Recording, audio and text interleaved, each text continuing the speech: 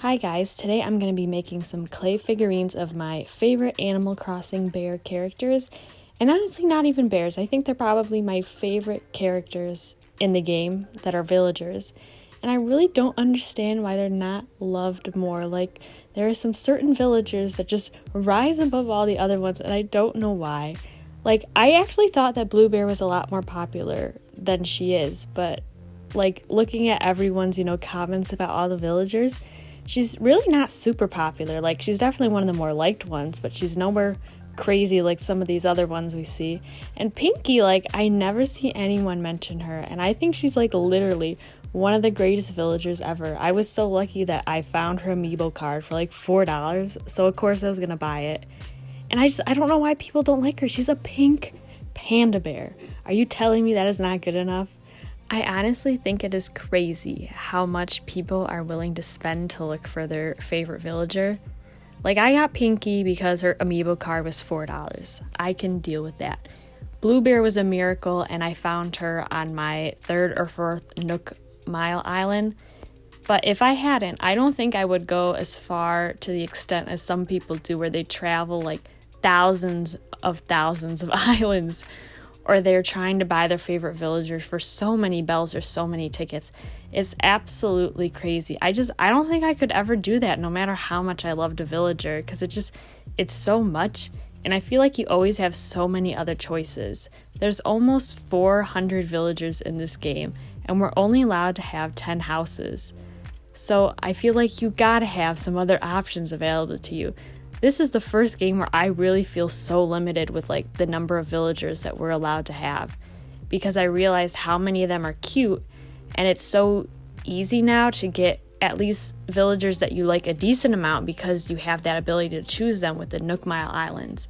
There's a lot that I probably would have invited to my island, but I didn't have really enough room yet for them, or I was trying to find, one of more ideal characters that I wanted, but I still would have liked to invite them to my island. And I'm also at the point where we only have 10 villagers, and usually there's always like one villager that, I'm ready to kick out to keep, fresh villagers coming in.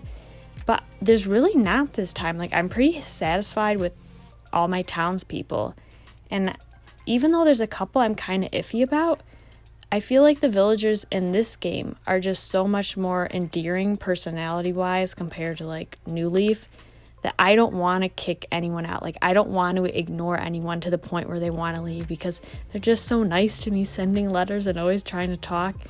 So I don't know how I'm ever going to change my town at this rate.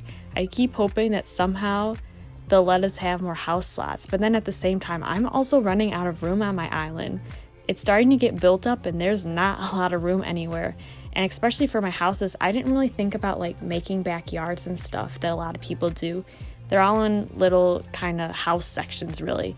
So the houses aren't even taking up that much room, but still my island is just getting so full. So I don't even know what I would do if they did add more houses, but I still kind of wish they would.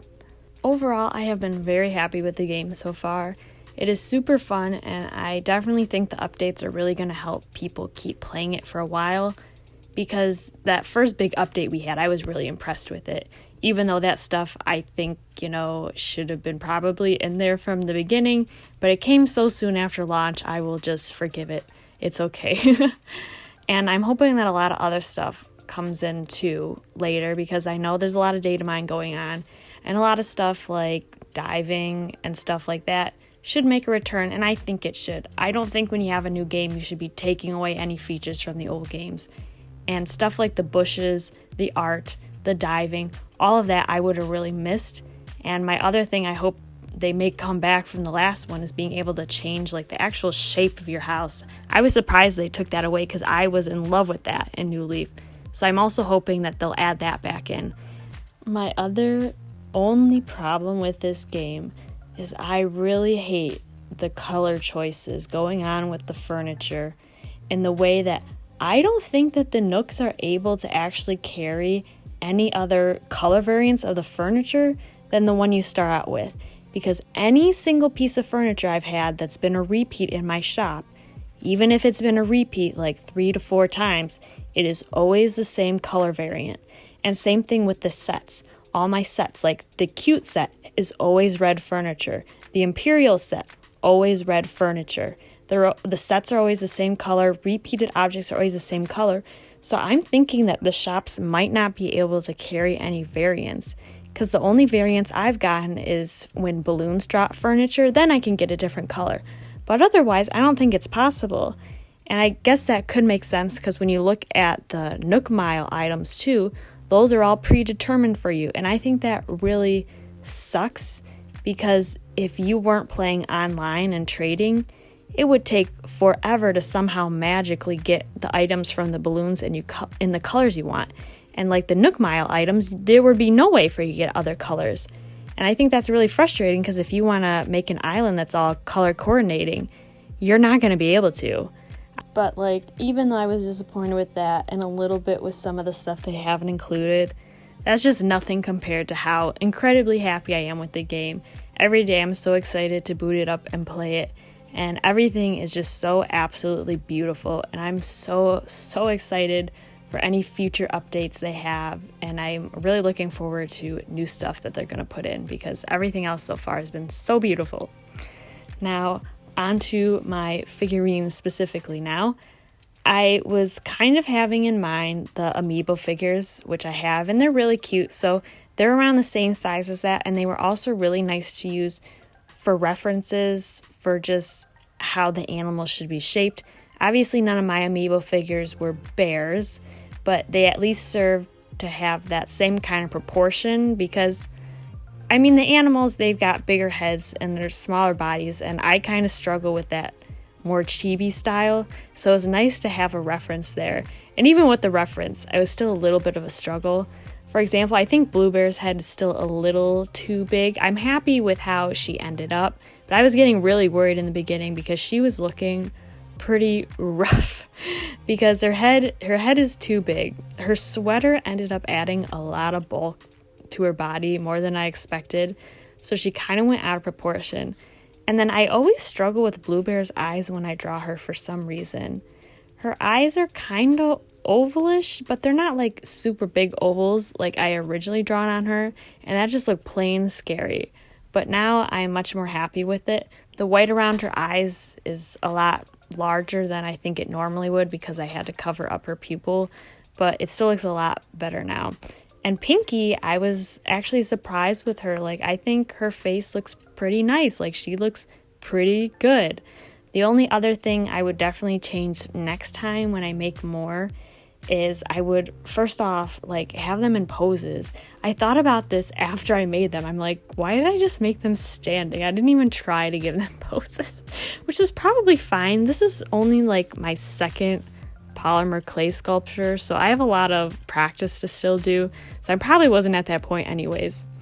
And then the other thing I would add to them is being more careful about their shapes. Like, for example, their heads here are just spheres, but in the actual Animal Crossing games, you know, they have a little dent out where their snout would be. And I guess I didn't do that because for me, shaping the clay to the perfect shape was kind of rough. But later on, when I was working with Pinky, I realized that when you want to make not a perfect oval, you can still kind of just take two circles, put them together, and then shape the body that way. So I think I could have did the same for the snout. It's like a different way of thinking when you're sculpting, but it still technically should be the same when you're drawing, because when you're drawing, you're doing the same thing. You want to try to find out, you know, the basic shapes that your object is made of, and it's really the same thing here. You want to try to just start with basic shapes, and then when you start sculpting them together that way, it's a lot easier than starting with just one piece of clay and trying to sculpt it into like a specific formation. So that's definitely something that I'll keep in mind later on when I'm working on other sculptures.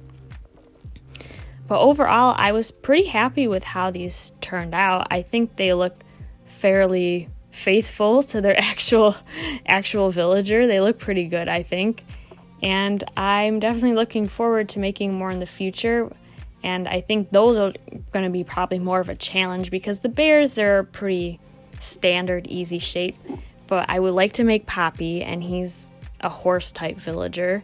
And then I also have Audie on my island, and I really like her, and she's a wolf type character, so she would also have more shapes I gotta make, but I think it would be really fun to make them later on.